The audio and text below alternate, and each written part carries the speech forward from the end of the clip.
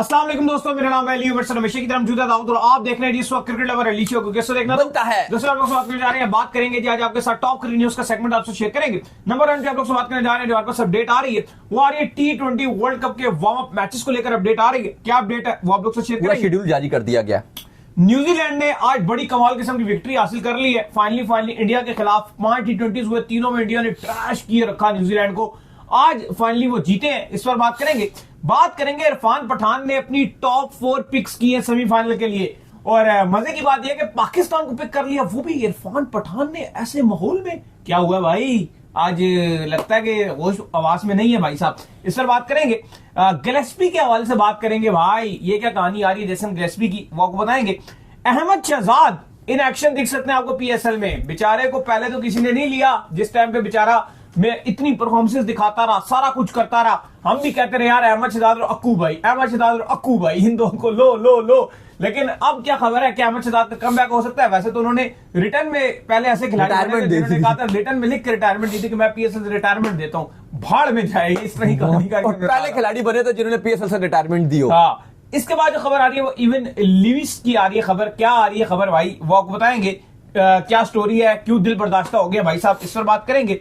और श्रीलंका का T20 squad आ गया अगेंस्ट इंग्लैंड, उस पर ही बात करेंगे। तो अगर आप हमारे चैनल पर नए पहली बार आए चैनल को सब्सक्राइब करें, साथ ही ना भूलिएगा। बात का आगाज करते हैं नमून खबर के साथ, जो खबर आ रही है। तो दाऊद साहब, T20 वर्ल्ड कप का जो है वो आगाज होने में अब कुछ दिन बाकी है। ऐसे में जो है वो T20 वर्ल्ड कप का आप कह लेंगे जो वार्म अप मैचेस होते हैं वो जारी बात है खेले जाते हैं। पहले वार्म अप मैचेस रखे जाते हैं, जैसे हर जगह होता है। चैंपियन ट्रॉफी में भी रखे गए थे जब पाकिस्तान में था। तो वार्म अप मैचेस का शेड्यूल सामने आ चुका है। पाकिस्तान ने अपना मैच कब खेलना है और किस किस के साथ वार्म मैचेस खेलने हैं। देखिए, बिल्कुल आईसीसी ने T20 वर्ल्ड कप 2026 के जो वार्म अप मैचेस हैं उनका शेड्यूल जारी कर दिया है। पाकिस्तान ने आयरलैंड के अगेंस्ट खेलना है। अभी आपको आगे भी डिटेल्स बताते हैं कि कितने मैचेस खेलने हैं, किस टाइम पे खेलेगा, किस तारीख को खेलेगा। काफी सोशल मीडिया में चर्चा चल रही थी कि क्या पाकिस्तान अपने ग्रुप से ही मैचेस खेलेगा।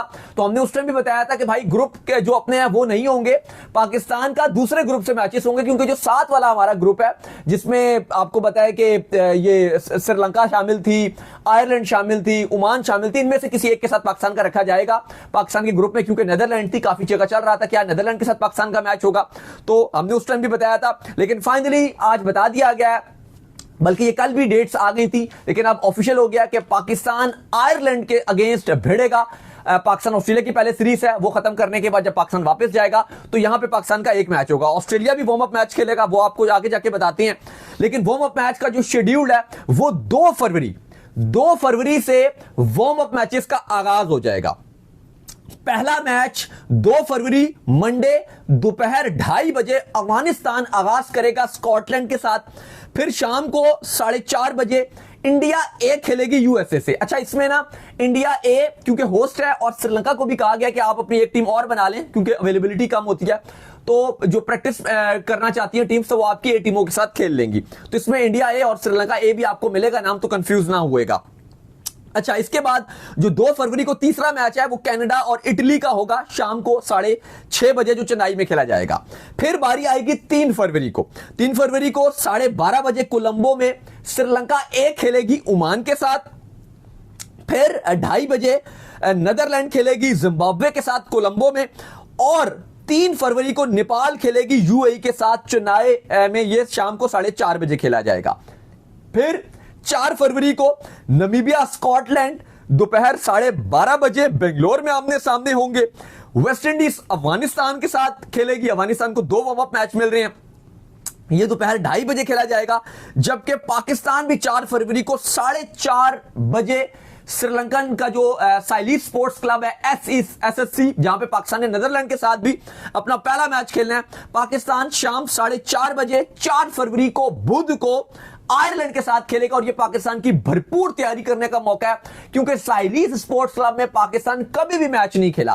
तो पाकिस्तान के पास यह फर्स्ट टाइम मौका होगा नीदरलैंड के साथ, जो आपका पहला मैच है। फिर दूसरा मैच आपका यूएसए के साथ है, वो भी यहीं पर ही है। तो एक बेहतरीन मौका है। जो भी नया ग्राउंड बना है आपको पता है, उसके अंदर स्पेशली, चलो ग्राउंड तो पुराना था लेकिन रेनोवेशन हुई है, पिचेस नई तैयार हुई हैं, फ्लड लाइट्स पहली बार लगी हैं। तो पाकिस्तान भी फिर फ्लड लाइट्स में पहली बार यहां पर 4:30 बजे कोलंबो में मैच खेलेगा। अच्छा, इसके बाद 4 फरवरी को अगर आप बात करें तो भारत भी मुंबई में मुकाबला करेगा, लेकिन ये पटेल स्टेडियम जो मुंबई का है, जहां पे अभी वुमेन्स का वर्ल्ड कप फाइनल करवाया गया था, ये वहां पे होगा, वानखेड़े स्टेडियम में नहीं होगा। इंडिया साउथ अफ्रीका का, और ये मैच टेलीकास्ट भी करवाया जाएगा।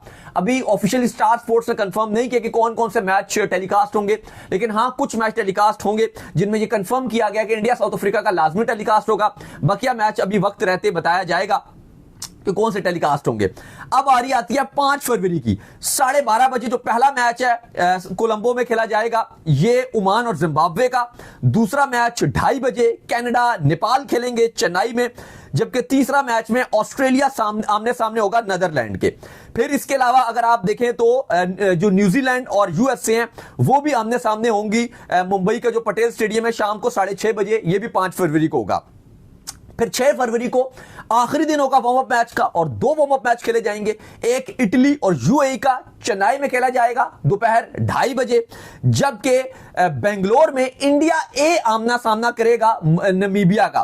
तो ये अली साहब T20 वर्ल्ड कप के वार्म अप मैच हैं। पाकिस्तान आयरलैंड से खेलेगा और एक बेहतरीन मौका रहेगा पाकिस्तान के पास तैयारी करने का। ज्यादा खेलना चाहिए थे पाकिस्तान को, 2 ही वार्म अप मैचेस जो है 2 होने चाहिए थे, एक आधा वार्म अप मैच, लेकिन चूंकि पाकिस्तान लेट जा रहा है ना, और पाकिस्तान लेट के अलावा क्योंकि पाकिस्तान के ऑलरेडी वो ऑस्ट्रेलिया के साथ कंसेक्टिव मैचेस हैं, तो उसकी वजह से भी थोड़ा सा हैक्टिक हो जाएगा, तो फिर पाकिस्तान एक ही खेलेगा। अच्छा, इसके बाद जो अपडेट आ रही है जी हमारे पास, वो आ रही है न्यूजीलैंड के हवाले से। तो इंडिया और न्यूजीलैंड के दरमियान जो चौथा T20 खेला जा रहा था, उसमें फाइनली जो है वो न्यूजीलैंड ने कमबैक किया। नहीं तो इंडिया तो अपने पैरों पे पानी ही नहीं पड़ने दे रहा था और ऐसे टारगेट चेज कर रहा था, यकीन करें डरा दिया था इंडिया ने। मतलब 11 ओवरों में टारगेट चेज कर रहा है, 15 ओवरों में 200 का टारगेट जो चेज करके परे मारा है। बहुत क्वालिटी की अच्छी क्रिकेट इन्होंने खेली है पहले 3 T20s में। अब चौथे T20s में फाइनली जो न्यूजीलैंड है उसने कमबैक किया और इंडिया में पहला T20 अब इस सीरीज का जो जीते हैं भाई। हाँ देखिए, आज इंडिया का थोड़ा कॉम्बिनेशन भी अगर आप देखो सवालिया निशान था, क्योंकि आज ट्राई कर रहे थे, क्यों नहीं ट्राई के अलावा मजबूरी भी बन गई थी, क्योंकि ईशान किशन को निगल आ गया था, वो खेल नहीं सके। तो अब उनकी जगह इन्होंने बैट्समैन नहीं डाला बल्कि एक बॉलर डाला, और लगा के फिर चेजिंग के टाइम वो इंडिया को नुकसान हुआ, क्योंकि बॉलर ज्यादा हो गए थे, 3 फास्ट बॉलर थे, 2 प्रॉपर स्पिनर थे, तो बैटिंग थोड़ी सी कमजोर नजर आ रही थी। बाकी न्यूजीलैंड ने नो मर्सी दिखाई। डेविन कॉनवे जो वैसे इंडिया पे बड़ा तपे हुए होते हैं, आईपीएल का कॉन्ट्रैक्ट भी उनको इस बार नहीं मिला, इस बार वो पीएसएल में आएंगे। उन्होंने 3 छक्के 4 चौकों की मदद से 200 के स्ट्राइक रेट से 22 गेंदों पे 44 रन बनाए। टिम सैफर्ड जो शुरू के मैचेस में अवेलेबल नहीं थे, उनका भी बल्ला सीधा हो गया, उन्होंने 36 गेंदों पे 62 रन बनाए, 3 छक्के 7 चौके उन्होंने मारे। डैरिल मिचेल जो अगर आप देखो इंडियन बॉलर्स को अपना बन्नी बनाकर रखते हैं, और कुलदीप यादव को तो वो इस तरह से पीटते हैं जैसे उनका हक है।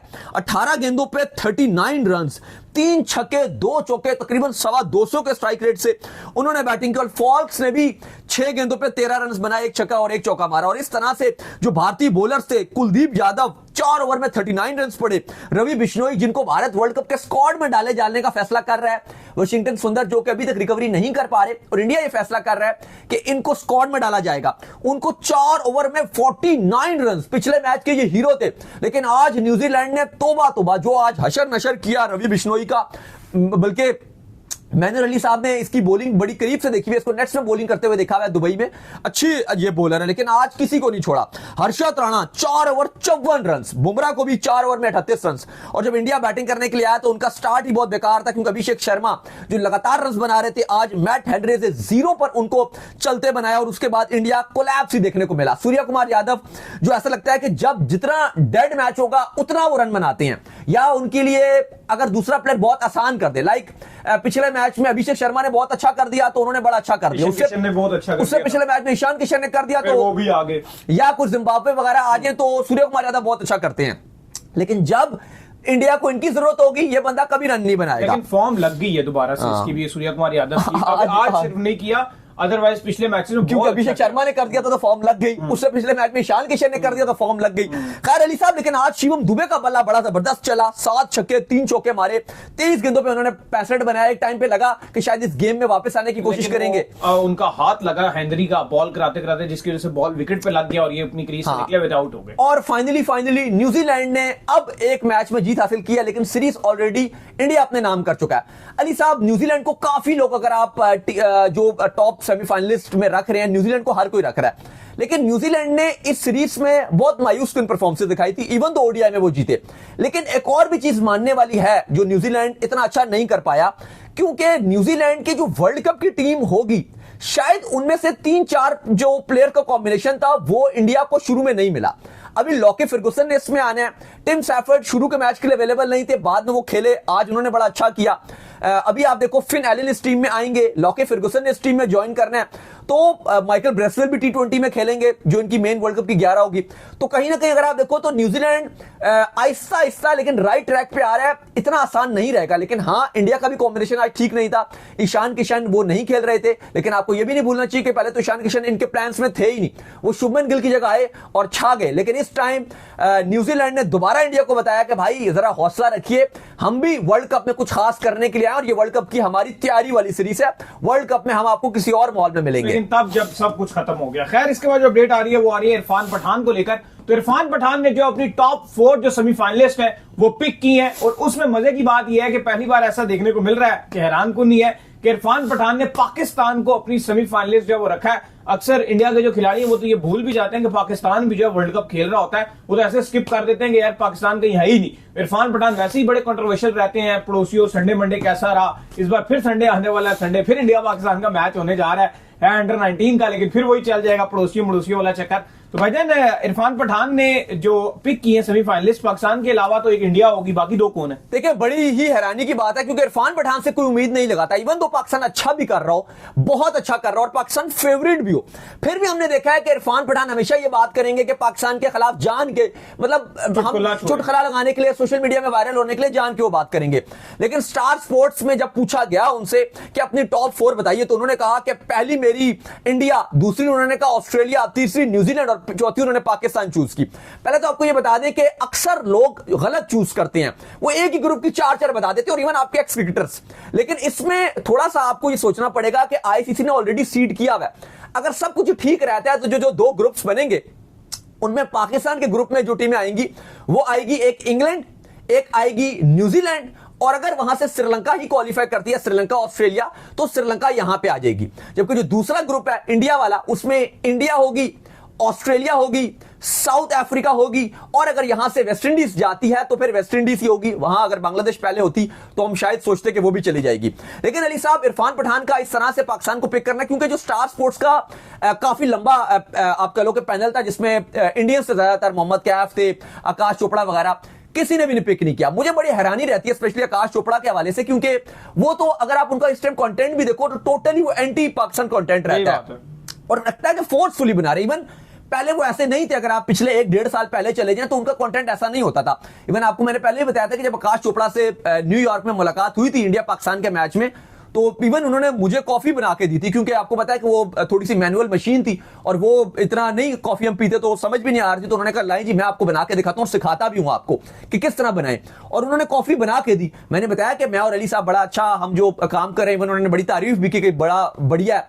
लेकिन उस टाइम भी वो पाकिस्तान क्रिकेट की बड़ी तारीफ कर रहे थे। लेकिन मैंने अली साहब एक चीज देखी कि जो उनकी वाइफ है वो बहुत एंटी पाकिस्तान है। अगर आप उनकी सोशल मीडिया में भी देखोगे वो बहुत हेट फैलाती है पाकिस्तान के अगेंस्ट, और शायद उसके बाद से जो है वो भी अपना वही जो उनकी वाइफ की जो बोली है उसी के हिसाब से वो भी बोलते हैं। और वो भी आकाश चोपड़ा पहले इस तरह हेट हाँ, लेकिन उनकी जो वाइफ है ना वो बहुत पाकिस्तान के अगेंस्ट कंटेंट मतलब बात करती हैं या पोस्टें लगाएंगी, और अब वो भी ये करते हैं। और उन्होंने बिल्कुल अजीबोगरीब बातें करते हैं। एशिया कप में भी बात कर रहे थे कि कोई मुकाबला ही नहीं होगा, ये नहीं होगा, वो नहीं होगा, एशिया कप में चाहिए कि ऑस्ट्रेलिया को बुला लो, फलाने को बुला लो।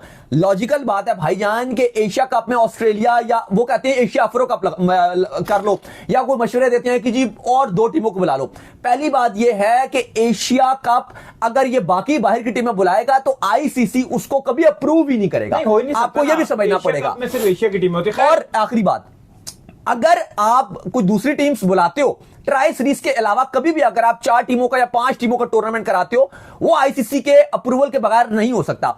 एशियन क्रिकेट काउंसिल क्योंकि एक अलग बॉडी बनी हुई है, एक अलग इवेंट कराते हैं, सिर्फ वो करवा सकते हैं। बाकी अली साहब, इरफान पठान ने तो ये टॉप 4 में रखा है। बाकी अगर आप देखो दुनिया भर से काफी सारे एक्स क्रिकेटर्स हैं ऑस्ट्रेलिया के या इंग्लैंड के, वो जरूर पाकिस्तान को टॉप 4 में रख रहे हैं। वो अलग बात है कि जो बाकी इंडिया का जो पैनल था, उन्होंने किसी ने साउथ अफ्रीका को रखा, किसी ने इंग्लैंड को रखा, किसी ने यहां से तो खैर इंडिया ऑस्ट्रेलिया ही रखे गए थे। थे, लेकिन बाकी किसी और पैनलिस्ट ने जो है वो पाकिस्तान को नहीं रखा, लेकिन इरफान पठान ने पाकिस्तान को ही रखा है। अच्छा, गिलेस्पी की इसके बाद जो अपडेट आ रही है, क्या अपडेट है जी जेसन गिलेस्पी को लेकर? देखिए, हमने आपको बताया था कि जेसन गिलेस्पी जो है वो पीएसएल में एंट्री मार रहे हैं और ऐसा हेड कोच आ रहे हैं, तो फाइनली किंग्समैन हैदराबाद ने उनको फाइनलाइज कर दिया। हमने भी आपको पहले ही बताया था कि हैदराबाद में वो आएंगे, तो अब ऑफिशियल हो गया कि जेसन गिलेस्पी, जिन्होंने पाकिस्तान की रेड बॉल की कोचिंग की थी, अब जेसन गिलेस्पी किंग्समैन हैदराबाद जो पीएसएल की फ्रेंचाइज है उसके हेड कोच होंगे। अच्छा, इसके बाद जो अपडेट आ रही है वो आ रही है अहमद शहजाद को लेकर अपडेट आ रही है, और अपडेट ये आ रही है कि जो सियालकोट है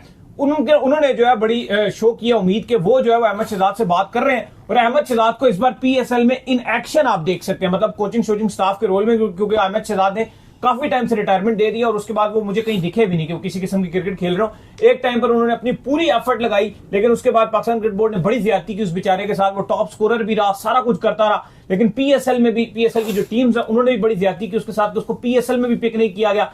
इवन उसको बाहर की लीगों का कॉन्ट्रैक्ट भी 1-2 मिल रहे थे जिस टाइम उसने दोबारा फॉर्म पकड़ी थी, लेकिन उन्होंने ये कहा कि लीगें छोड़ दी कि यार नहीं, चलो मुझे जो है वो पीएसएल में नेशनल ड्यूटी में कर रहा हूं, तो हो सकता है कि मुझे पाकिस्तान की तरफ से खेलने का मौका मिल जाए, मैं टीम में सिलेक्ट हो इस डोमेस्टिक की वजह से। लेकिन एंड में जाकर उन्होंने फिर टॉप कर दिया, अपना रेजिग्नेशन लिख कर दिया, और पहले ऐसे खिलाड़ी बने जिन्होंने पीएसएल से रिटायरमेंट दे दी। लेकिन अब जो ये फ्रेंचाइज है ये कह रही है कि भाई हम इनको जो है सियालकोट स्टैलियन के हम जो है अहमद शहजाद को मनाएंगे। भाई देखो, जो ये ओजी ग्रुप है और जो कामिल खान है सियालकोट के ऑनर्स, इनका ना अहमद शहजाद से बड़ा अच्छा रिलेशन है। लेकिन मैं आपको बताऊं, उस टाइम हमने भी बात की कि अहमद शहजाद के साथ ज्यादती हुई है जब वो अच्छा कर रहे थे। इवन आपकी फ्रेंचाइजीज ने शर्जील खान के साथ भी ज्यादती की, उमर अकमल के साथ भी ज्यादती की, इतने बेकार प्लेयर्स को रखा होता था, इनको भी रख लेते, कोई बड़ी बात नहीं थी। क्या था? लीग थी। लेकिन अब थोड़ा सा वक्त चला गया, क्योंकि अगर अभी आप मुझे शर्जील खान की बात करो ना, वो अभी भी क्लब क्रिकेट खेल रहे हैं, कॉम्पिटेटिव क्रिकेट खेल रहे हैं। उमर अकमल भी कुछ ना कुछ करके आपको फिर भी कुछ नजर आ जाती हैं। अहमद शहजाद अब क्रिकेट नहीं खेल रहे। अहमद शहजाद ने अपना जो कैरियर है अब वो या फिर यूट्यूब पे या फिर वो टीवी है जियो के साथ काम कर रहे हैं, और बाकी वो अपना जो एनालिस्ट है, एज एन एनालिस्ट उन्होंने अपना कैरियर चूज किया हुआ। तो अब वो क्रिकेट से दूर है, अब वो क्रिकेट नहीं खेल रहे, ना वो प्रैक्टिस करते हैं, ना वो चलो अंदर इंडोर वगैरह प्रैक्टिस करते भी हो, लेकिन वो कोई कॉम्पिटेटिव क्रिकेट नहीं खेलते, ना वो क्लब क्रिकेट खेलते हैं। तो ऐसे पे अगर सियालकोट उनको लाना चाह रहा है तो मुझे लगता है कि फिर वो उनकी बेइज्जती ही होगी, क्योंकि वो आएंगे, परफॉर्म होगा नहीं। पहले उन्होंने बाबर के खिलाफ काफी बातें की भी हैं, बाबर के फैंस उनको खूब ट्रोल करेंगे, वो अब कुछ होना नहीं है, अब वक्त गुजर गया। हाँ, मैं ये समझता हूं कि जैसे हैदराबाद वाले हैं, उनको शर्जील को लाजमी रखना चाहिए। वो एक ऐसा खिलाड़ी है जो करंटली अभी भी अगर आप देखो एक्शन में दिखाई दे रहे हैं, कभी लेजेंड्स लीग में जाके खेल रहे हैं, कभी कहीं खेल रहे हैं, कुछ ना कुछ करके वो एक्शन में है।